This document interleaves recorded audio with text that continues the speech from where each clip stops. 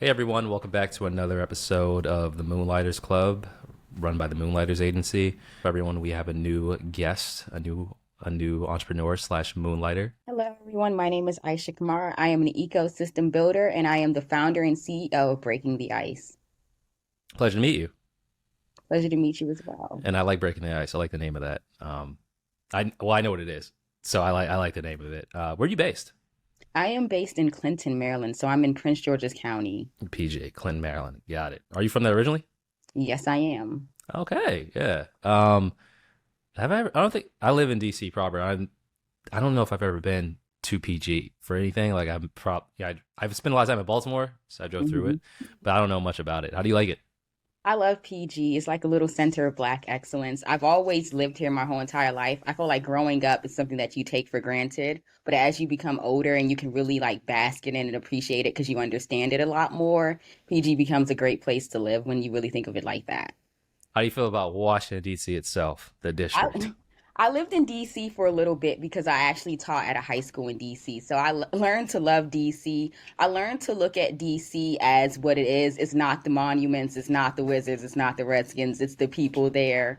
And it's really awesome. I lived in Northeast off of Maryland Avenue over there. In I want to say it's Carver and Langston is the area that I lived in when I was in DC. So yeah, you're close to where I am. I'm right by Union Market, Northeast. So it's funny though. I've only been here 3 years, so you probably know just as well, if not better than me. DC living versus like DC tourists, like all that. It literally is two worlds. Like I don't ever go to that side. It's cool to do it, but when you're on this side, you're just in a whole different type of life. Did you attend a university? Yeah, so I'm actually in a really funny situation at the moment. So I started my master's at Morgan State in the fall of 2022, was going there for a little bit, had to take a pause from there, and I'm currently earning a master's in management from the University of Maryland, where I'll be finishing in December of 2024. Well, I'm gonna go ahead and say ahead of time, congratulations. That's awesome.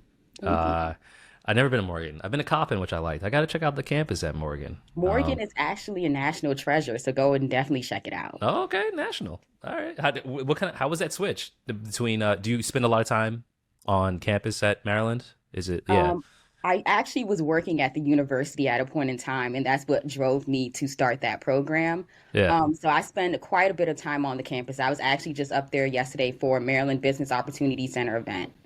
Cool. With how? What is it? What's that campus like? Is it cool? It's massive. That's a giant way to describe it. I would remember when I was a student there because I also went to University of Maryland for my undergraduate experience. And I would bring my friends who went to other universities, and they would be like, "No, no, we definitely have to ride the bus because we have our own bus system. That's how huge the campus is." That's crazy. What did you end up studying for undergrad and grad? Is it business I related? So my current degree from University of Maryland is related, but my degree in undergrad and Morgan State are the same degree, and they're not at all related to business unless you kind of interpret it in a way that can be related to business. I studied African American studies because I like Nice. to think you can't really solve issues for the community unless you go back and dive into the history and you go into the frameworks and the theories. So that's kind of why I looked into the major, and I really, really did love it, and I really do love studying African American studies. Yeah, it's pretty. It's crazy how much content there is, and how much I'm 40 and learning. There is stuff I'm just learning about people I'd already learned about, instances that I had no idea about. Like it's just so thick. It's so deep here. Just the history Black folks have in this country. It's kind of crazy. Um, but every day I learn something new. I noticed that you said Maryland was your experience at Maryland Mhm. is somewhat, it's not somewhat, but it had an influence on the business that you have now. What was that experience? Well, it was actually funny. I started University of Maryland in this fall of 2015, and I did not want to do anything with business. I actually wanted to be a sports manager. I wanted to be a GM. I thought I was just going to go in, study, become the first female GM in the NBA, and that's just what I was going to do. Nice. But math at University of Maryland really, really humbled me. So I had to take a path change. I actually started networking and focusing more on my social clubs and organizations more than I did my classes, which I won't say that I regret because I had a fun time in university and I graduated at the end, so I still did something right, you know. Yeah. So is that was that the beginning of breaking the ice? Like, would you just? Yeah. I wouldn't say it's the beginning of breaking the ice. It was the beginning of my first brand, Iced Out Cosmetics, which was a makeup brand I founded on campus to kind of represent dark-skinned people of color and the LGBTQ. I kind of cut that off when I went into teaching because I wanted to focus more on the classroom than my business. But that was the start of that. And then me closing that business, that kind of was the start of breaking the ice.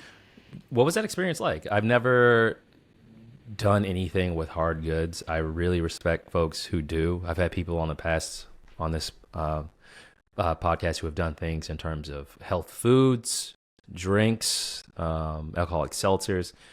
I always find it really, really hard. I've always enjoyed like services and tech. What was that like? The creating makeup, selling it, price points, all that stuff. I enjoyed it. I kind of felt like a mini Avon lady. I remember Yes. being a kid and my mom and my aunt selling Avon, and that's kind of what it felt like. I kind of was the campus lash girl. So I had my lashes, I had my eyeshadow palettes, and I would often take all my stuff, put it in like a little suitcase or a trunk, and take it from DC to Baltimore so I could do different vending events across the DMV and Baltimore area. It was really fun, but it was really hectic because I was also a full-time student at the moment, going through all the things about being a student and then also trying to be this business owner. And it was a lot to manage, but it was a lot of fun and it really taught me a lot. And it really got me onto the path of where I think I am now. I don't think if I didn't own that business back in college, I would probably be where I am now. That's a heck of an experience. Which is funny because, like, excuse me, I think about like going into business about all the stuff that you have to do and how daunting some of it seems. But when there's something you like, people will casually say stuff like, "That's a lot going from city to city driving." I hate the drive from DC to Baltimore or anything in between. It's always terrible. So you're doing this and doing school.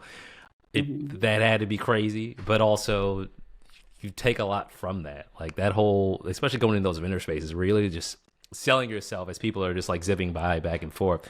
That's really priceless life experience there. So you finished that and you started teaching like right after that. Did you miss it when I you, missed it. yeah.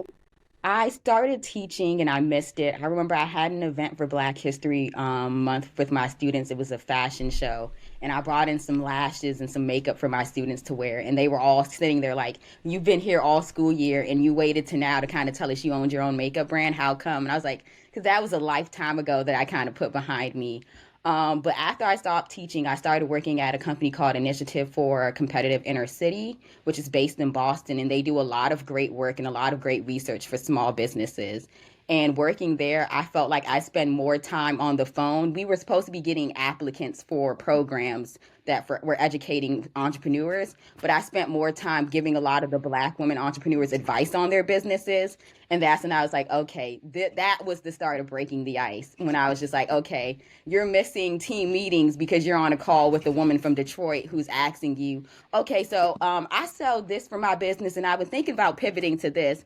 And it's not your job requirement, but you absolutely love talking to these women and it's starting to get you a bit in trouble. What do you do? So it became, how do I start working deeper into the ecosystem? And that's when the job at University of Maryland's Dingman Center, which actually helped me a lot with my business when I was a student there before, popped up to kind of help build this program called Launchpad, which is a program where they train University of Maryland students to train local high school students to get their start in entrepreneurship a lot earlier. And for me, it was like going down and teaching my younger self. I was a Prince George's County student. I was a University of Maryland student. So I could see how I could fit in each piece. And that really, really made me proud to work on such a project. So those That's are all the things that made Breaking the Ice come to life. that's pretty dope how you pulled something from every place that you've worked at. That's the best thing I can pull from employment for myself. Like I always would gripe uh when I finished college, I told myself, yeah, you're never going to work. You're just going to raise a ton of money, build some kind of app, and then be fine with it. So, of course, naturally, when that did not happen, you're like sad. But every place that I see it is everywhere I go to earn, to work hard, take something. You learn something from someone on how you do things. And I didn't want that advice at that time, but it worked out perfectly. You're watching, whether your company's small or large, someone who has more experience do something that I could then take, or some part of my day to day I can take somewhere else. Uh, so yeah, I appreciate how you did that and pulled that and used all that. And you said that the organization is built based in Boston. Yes, it is. I was a remote worker. That's how I was working for there. That's what's up. I grew up in Boston. I'd never heard of that. I got to run that back when I run the episode back. That's what's up. So quick little shout out to my hometown. Um, so while you're doing this and you're taking these things from where you work, what's that switch where you're like, it's time. I'm ready.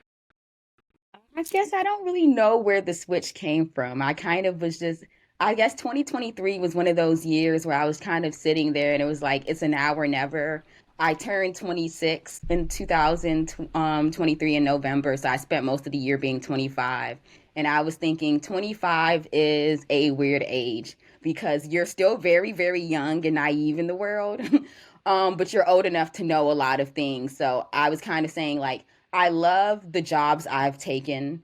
Every job I've applied for and every job that I've accepted has been a job I deeply believed in the work, and that's the reason why I have signed to be an employee there.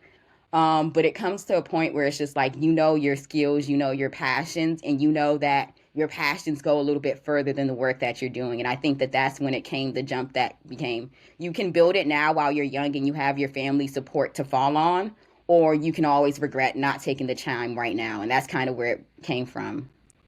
Can you explain what breaking the ice is?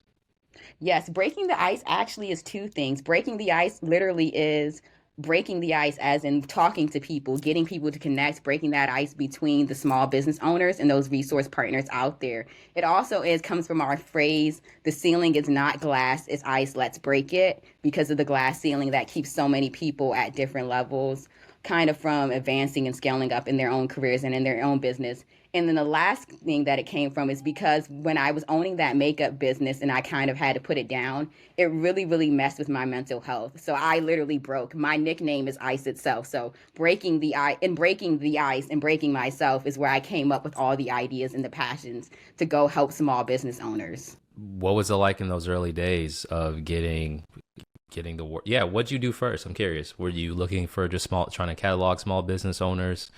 Were you trying to meet investors in a space first? How'd you spend your time when you were first coming up, first starting? When I first started, the first thing I did is I went into coaching. So I was just like, you can talk all the talk, you can project manage all the project management you want to do, you can consult and tell people all the things you want to, but until you've mentored a business and seen that business grow, you really can't really tell anybody anything. So that was kind of my first thing. I did a lot of mentoring for school programs. So I currently mentor for Howard's PNC Center for Entrepreneurship.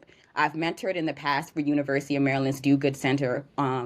And I also mentored for USG's Equity Incubator. And one of my mentees actually won first place. And I kind of was really, really proud of him. He had an excellent app idea. So I'm not going to take credit at all for him winning first place. But to say that you have a mentee that won first place really, really does make you feel good when Yeah, you're trying to validate the fact that you can do this out here.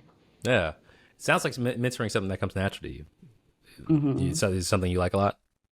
It's something that I like to do. I like to think that, well, I had a business, I started it, it failed. It didn't fail because I lacked capital or I lacked the network or I lacked connections or anything. It failed because I wanted to focus on my mental health and I wanted to move forward in life. And because of that, I kind of started working at all these jobs where I was seeing all these small business owners having the same exact problems as I did. And it became, I can't let people fail the same way I did. I got to get back out there and make sure that people don't follow my same footsteps, don't make the same mistakes. So that's kind of what it was. It was really my passion for helping people is to make sure that people don't end up doing the same mistakes that I ended up doing. Is it hard, I'll ask, to find clients? Is that something that the sales aspect of it, is that something that's natural to you? It sounds like it comes naturally to you in terms of you traveling, doing vending shows and things of that nature.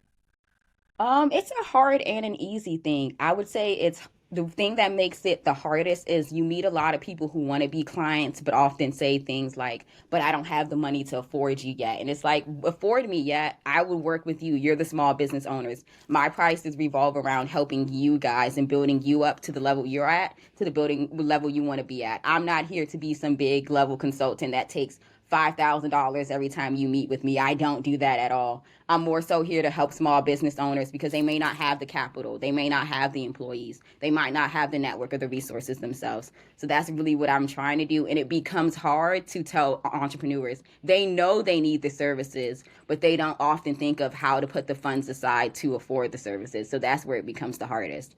And then there's also that gap because I work with a lot of startups. I have a lot of clients that are more established businesses, but they often think about the startups first and say, well, you want to help the startups. Should we come to you? Yes, more established businesses can come to me as well. I help all businesses of all sizes. It's really about your goals and your passions and where you're dreaming to take your business, and me just being there with you for the ride.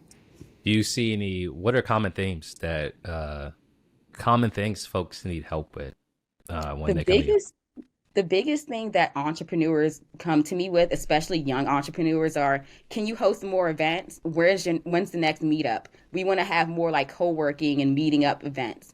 There's a really, really big want Mm. for that community, especially as I'm seeing a lot of young entrepreneurs moving into the area, especially some that may have left the area to go to school and then come back, or if they're coming to the area now because you see Baltimore booming as this really big tech hub. So there's a lot of young entrepreneurs out there looking for that community. And in that community, they're looking for events to network. So I often get hit with a lot of how do we network? When's the next events? Do you know of any events? Can you kind of plug us into any membership groups that may have events that are more centered towards us? So that's kind of like the biggest thing that I see right now. I would think it would be the project management or people looking for more funding, but it often is looking for more community. That's wow. I would never think that. It's interesting when we do our showcases. We've recently heard that where folks are like, it was good to kind of meet people on a personal level, um, and also I don't know why like it people make entrepreneurship really lonely, and it doesn't have to be that way. You can work. There's this whole adage of just like working really hard and being in your like little funnel and not contacting anyone, but it doesn't necessarily have to be that way. So it's that was surprising to hear, but it's also really good to hear that people still want connections while they're building these things out. Do you think there are a sufficient amount of events and networking things that happen within the area of the I DMV? think there are a lot of great events, especially with Upsurge Baltimore having their Equitech Tuesdays. That's a really, really great event, especially if you're in the tech space in Baltimore to check out very often. And there's often other events that, especially like things like the Gathering Spot, will put on events if you are a member of their organization. So there are things out there. I think that people are just looking for things that are a little bit more easy access or a little bit more Mm. cheaper to access, and things that are a little bit more located all over the areas, and it gives them a chance to try newer experiences. So maybe not just one location, but maybe one day we're in Chinatown testing out a restaurant there, and the next week we're in Congress Heights, or we're in Columbia Heights, I mean. And then the next week we're maybe in Pigstown, Baltimore, checking out something there, so that we're actually also in the communities. I think that that's kind of more so what the entrepreneurs are looking for. But a lot of the events out there do a great job of connecting entrepreneurs, and a lot of organizations are already doing a great job of doing that as well. Yeah, I'm going to be completely honest. I struggled in DC. Boston's super startup based, as well as finance and hospitals. But finding a networking event in Boston, there's so many companies I just happen to walk by downtown. You're like, they're doing a mixer, they're doing something, they're doing something. DC's been different. It's very federal. It's so much government everywhere that the events I find are great, but finding them consistently has been really, really tough. I've actually been surprised at how many things I found in Maryland, University of Maryland, Coppin State, Morgan State, Baltimore proper. I do think I was surprised. I've been to a few. I've been to a couple upsurge events. Been to a couple of events at Coppin that were state based. It's been pretty. I think it's pretty supportive. So it's good to it's good to see there are resources. It'd be nice to see more of it in DC though, in terms of the startup space or just the small business space. DC's really good at cool hangouts like Mhm. brunch. Yeah, it's popping and all that other stuff. But it'd be really nice to just have more depth when it comes to places for those entrepreneurs to meet up.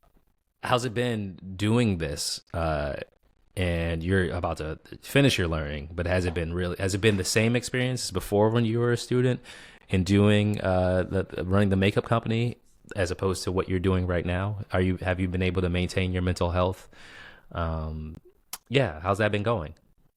I feel like a lot in being older, especially in being in year 26 now, you learn to communicate a lot more. You learn where your failures mess up. So I would say it is so much easier for me to talk to my professors and be like, hey, I got this going on right now. Like, please just excuse what I might have to turn in before right now. And my professors are very awesome. They're very understanding. So they're very helpful. But I feel like it's a part of growing and communicating and really just understanding where you're at and really just knowing your boundaries and knowing where to push yourself. I think that's the biggest thing. My biggest thing is I always tell myself, you have to leave something for tomorrow. So I don't try to Mm. get everything done today. So you will push yourself to do everything today and you'll leave nothing for tomorrow. There's always something for tomorrow. And so that's my biggest thing, to kick it day by day. Is there any skill that you'd want to improve on that you think would help catapult things for breaking the ice? Something that you do, or you just probably have to do more of naturally that you're like, yeah, if I master this, things will go crazy. Yes. I would say public speaking. Me and you talking right now, it probably seems so smooth because it feels like a one-on-one conversation. But if you were to put 100 more people on this Yeah. call, I probably would be shaking and freezing up. I felt like I used to be able to get up and wing everything, but since the pandemic and not being able to see people as Mm. consistently, that has really messed up being able to get in front of crowds and people and talking. That is the one skill that I feel like I would love to work on. And once I work on my public speaking, then that's next level for me. That's what's up. It's funny you say that because you just seem mad confident, like like you're just like yo, I'm crushing it. I understand. I like public speaking. I don't think you ever shake that initial nervousness. It's funny. The last showcase we had in November, it was at Mobtown Brewing, and they were nice enough to let us use a space, but there were other folks there, like just like talking in the distance, and it was just kind of like all things were going crazy. So I had to just start yelling. Um, to get people to focus and to get like all eyes on what was happening at that point. It sucked. I hated it because in your head you're like, you just need everything to go perfect, and you have an idea of how things are gonna go, and it was the worst. But we got through it. But after that, I have so much more empathy for people who don't like it because I'm like, yeah, it's not the easiest thing to do. People are looking at you, especially if they like you or they trust you. How you literally talk out loud is how they may judge your skill set. So no, I totally get it, and you'll definitely get it because you're well versed. You know your stuff. You're super confident. So definitely okay. Um, so what is success for breaking the ice? Me, success is you have a small business or you take a small black or brown community and you're able to go in there and you're able to hear people talking about their ideas for businesses and they're able to come and take that to the next level and create businesses. So Maryland already is ranked very highly for it being a state for having businesses in it. So it's about taking Maryland to being the number one state for business. It's about being a space where anyone of any background, no matter like what their background may be or what they may have done in their background, because we also have an incarcerated population who returns home and they lack opportunities within the workspace and employment within self-employment within entrepreneurship often helps them get back on their feet. So we need to basically be in a space where anyone can create a business and have an idea and be able to get those resources to kind of scale up. Because when you give the resources to those communities, they're able to often go back and help the other people in their community better than we as the resource providers because they know their communities better. So that's what my goal is. My goal is to kind of create an ecosystem that blooms in Maryland. It doesn't start or end with breaking the ice, but breaking the ice has a piece of that pie. Absolutely. I definitely see that for you. And one, I love how you say Maryland. Like one thing I had to learn when I got here was how segmented everything is. So I'll like ask questions like Mm-hmm. not from DC or like especially when I get to Baltimore and everything between. It's good to have someone claim the state because you're right. The actual state of Maryland is pretty crazy from like Baltimore to PG. There's tons of stuff happening and there's tons of potential going on there. Do you see yourself jumping into the events? Like I feel like the event space is like going to be a natural place for you to bloom. Do you see yourself being the provider, hosting that whole thing? So that's one thing I really want to do, especially as we're coming into the warmer months. I wish I could have started with it being February, with it being Black History Month, Mm, but I really want to start hosting those meetups. And I don't want to just host meetups with entrepreneurs that are kind of just like, here we are. I kind of want to connect more with the community. I want to have like different centers and different spaces, different resource partners coming out and helping out. So, like, if you have an application for your grant coming up, you coming out and you helping the entrepreneurs kind of do that application, like doing a more hands on ish meetup so that people are networking but also getting something tangible out of it. mm. That kind of is the next big thing that I'm trying to work on. Well, that's what's up. Definitely. If there's any way we can help this community, it's funny. I just let us know because a few days ago, I interviewed a young brother from Baltimore, Shepsworth Bentley. He actually went to Coppin State. Um, and his thing, he started in music, but his whole thing is events now. But he likes all his events to have themes. And one of them, I forget the titles of one of them, but were events that happened on the weekend where only service industry individuals were invited, and they basically got on stage like stand up to complain about what's it like to be a waiter or a bartender, et cetera, et cetera. And he started doing something called Coffee Club Social, which is great. It's Sunday hangouts at a specific coffee shop where folks go, but that was his thing, was like it has to be a theme and it has to be productive. And he also had the idea where he was going to do it from 7 to 9 in the morning prior to like work, and it was kind of like the pump yourself up for work style event. But that's his whole thing, is gathering folks together in Baltimore to do things like this. So that randomly came to my mind. But if you're ever looking to do anything, just know, if you need anything from us, feel free. We'll definitely push those people in your direction. I think it'd be super beneficial as someone who's doing what we're doing right now. Meeting others who are trying to do the same thing and leaving with something productive is super beneficial. Um, so Magic Wand time. If there was one person or one business need that could be answered tomorrow, and you'd feel like that push things to a really high level, what would that be? Is there a certain milestone that you're looking at right now where you're like, if I accomplish that, things will look much different for me? In terms of my business or business in general across. Your business. Okay, in terms of my business, if I'm able to accomplish one thing, I've been trying to do a lot of pitch competitions and accelerators to really get my name out there, not only to just get my name out there, but to raise funding.